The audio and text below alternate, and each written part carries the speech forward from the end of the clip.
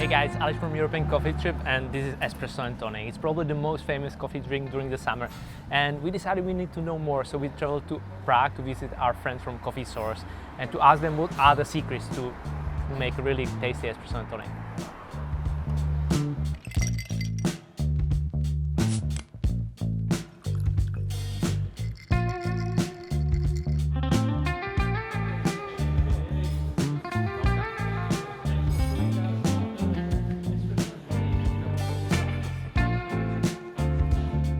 Coffee and tonic, it's an amazing, refreshing drink at first, so it's perfect in the summer because you get the beautiful bitter flavors from tonic and espresso, which match quite nicely, and they are accompanied by nice acidity and sweetness.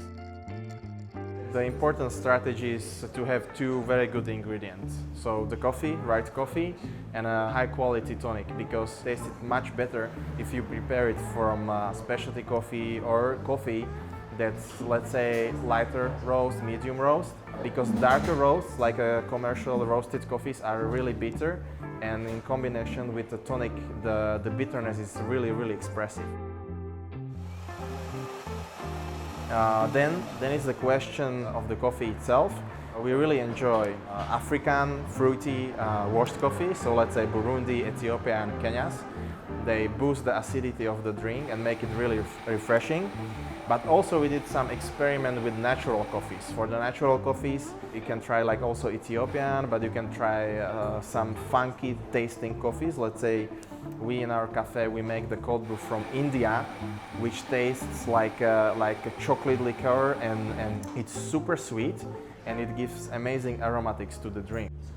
So first of all, why all the kids, we all hated tonic, right? Because it's very bitter. So it's a bitter drink, lots of bubbles, it's really fizzy.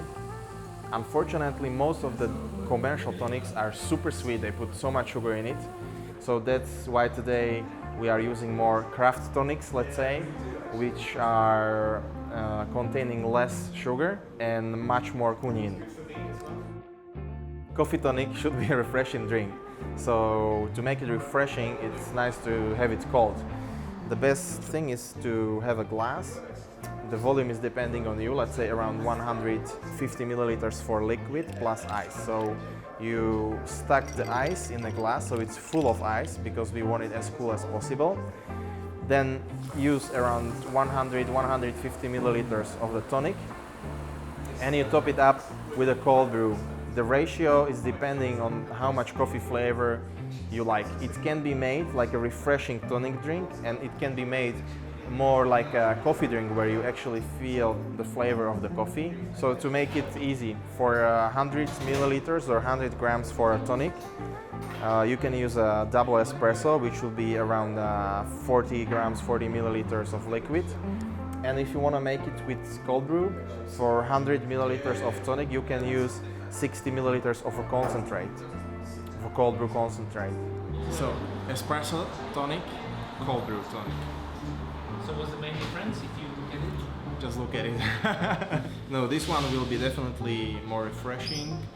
The flavor will be more juicy, and you will feel more of the tonic quality and also the coffee.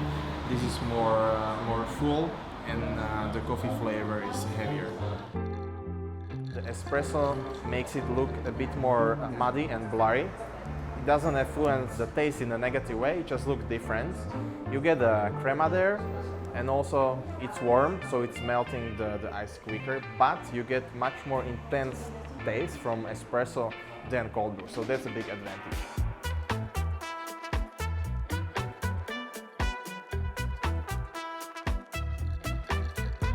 Okay, so we have two espresso tonics now already, so let's taste it together with Tomo. First one, classic, really strong tonic from Switzerland. Let's try. Definitely much more coffee flavor than cold brew, and really refreshing, bitter, strong tonic.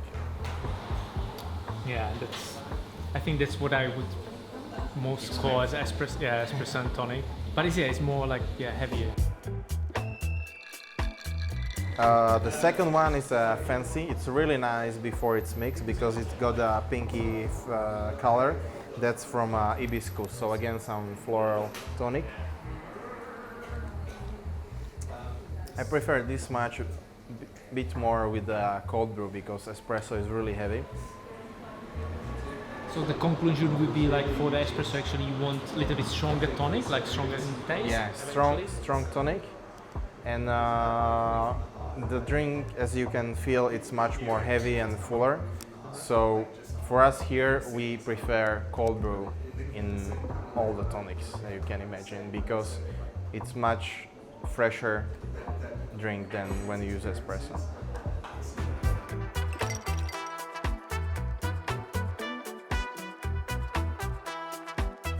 So this is East Imperial Botanical Tonic.